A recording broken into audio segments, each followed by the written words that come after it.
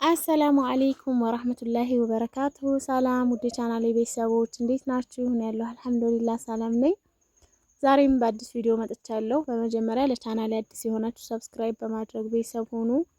የቻናሌ ቤተሰቦች ደግሞ ላይክ፣ ሼር እያደረጋችሁ አበረታቱኝ። ቪዲዮ ብዙ ሰው ጋር እንዲደርስ ስትጀምሩት ላይክ ማድረጋችሁን አትርሱ። ዛሬ እንግዲህ ገበያ ልሄድ ነው።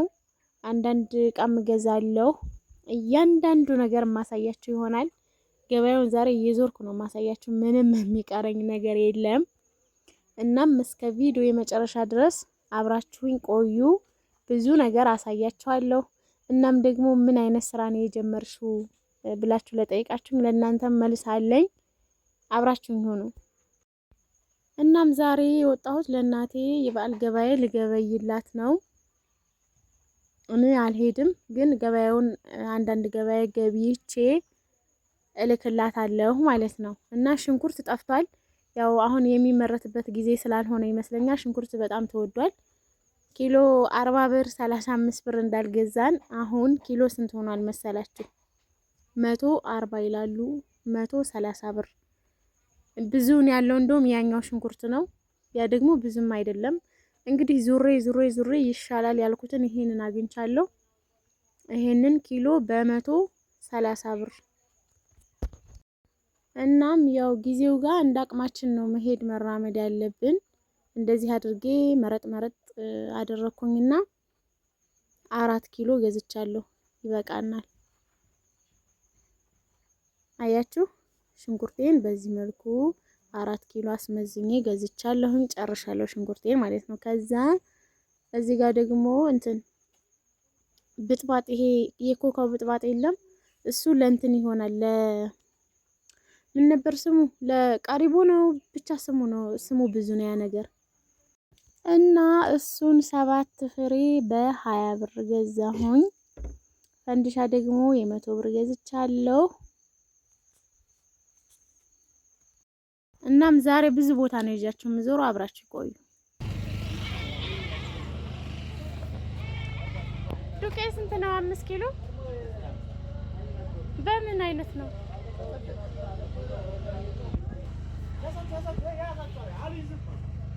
እዚህ ጋር 5 ኪሎ ዱቄት 650 ብር ገዝቻለሁ።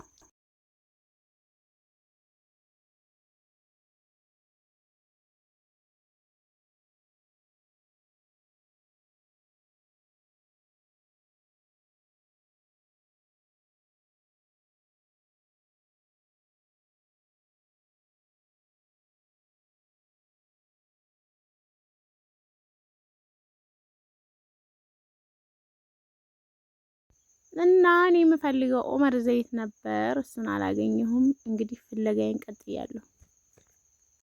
በነገራችን ላይ ብዙን ገበያን ቪዲዮ አልቀረጽኩም፣ ፈራሁኝ። እናቴ ደግሞ ሌባ ስልኬን ቢወስድብኝ። ባለፈው ጎረቤቴን ቅዳሜ ቀን ገበያ ብዙ ህዝብ የሌለበት ቦታ ሰረቁት ስልኩን ማለት ነው። እናም ፈራሁኝ።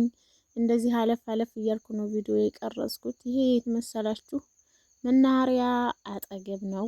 ወደ አስመራ በር ልወጣ ነው እንግዲህ ዘይቴን ገዝቼ ማለት ነው። እና ኦመር ዘይት አጥቼ ነበረ፣ እሱን እየፈለኩ እዚህ ጋር አገኘሁኝ። በነገራችን ላይ 3 ሊትር ዘይት 1050 ብር፣ 1100 ብር፣ 1150 ብር በርግጥ እንዳይደል። አሁን ደግሞ 1450 ብር ሆኗል ማለት ነው። እዚህ ጋር ግመሉ በርግጥ እንዳይልኝ እያልኩ ነበረ በጎኑ እያለኩ ማለት ነውና ገበያይቼ ጨርሼ ያክስቴ ልጅ ነበር የመጣልኝ ሊወስድልኝ። ለሱ አስመራ በድረስ ሸኝቼው ወደ ቤት ተመለስኩ።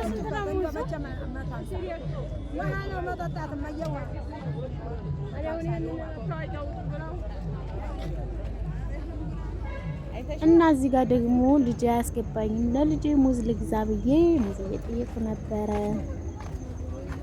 ኪሎ ስንት ነው? 150 ብር። ስንት ኪሎ ነው? አንድ ብቻ ነው ግን ካሪፍ አሪፍ ነው ማለት ወይ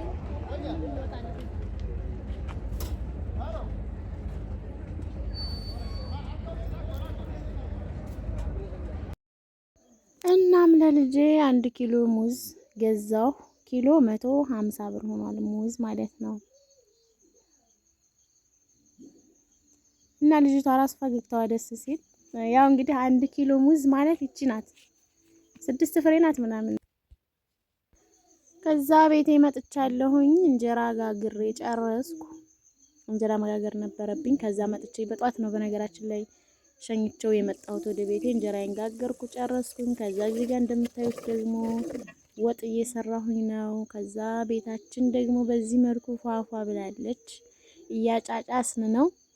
እናም እንጀራዬን ጋግሬ ጨረስኩኝ። ምሳዬንም ወጤን ሰራሁኝ።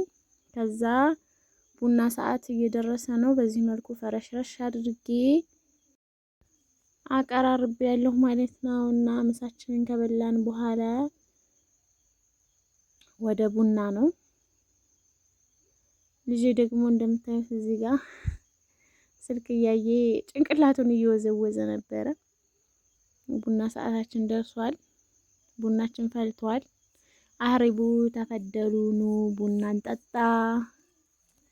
ቡናና አንቺ ስትዋደዱ የምትሉ ልጆች አላችሁ። ቡና ደሜ ነው። ቡና በጣም ነው የምወደው። ሰዓት ደርሶ ካልጠጣሁ ያመኛል። የሚገርማችሁ ነገር ምሳዬን በልቼ ቡናው ራሱ ከዘገየብኝ ያመኛል እና ቡና በጣም ነው የምወደው እላችኋለሁ። ቡናችን ፈልቶ እንግዲህ እንደዚህ እየቀዳው ነው።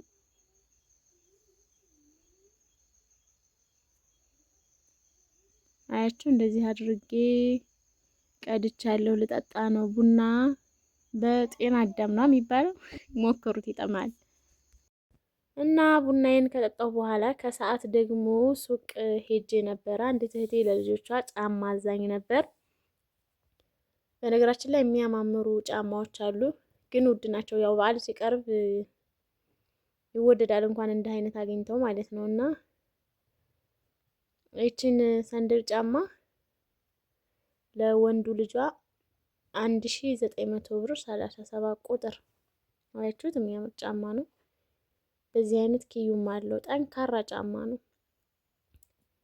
ይሄንን 1900 ብር ገዝቼለታለሁ። እዚህ ጋር ደግሞ እንደምታዩት የምታምር ጫማ አለች ለሴት ልጇ 32 ቁጥር በ600 ብር ገዝቼላታለሁ። እችን የመሰለች የምታምር ጫማ በነገራችን ላይ የልጆቹ ምርጫ ነው። ልጆቹን የሚይዣቸው ሂጄ ራሳቸው ናቸው የመረጡት።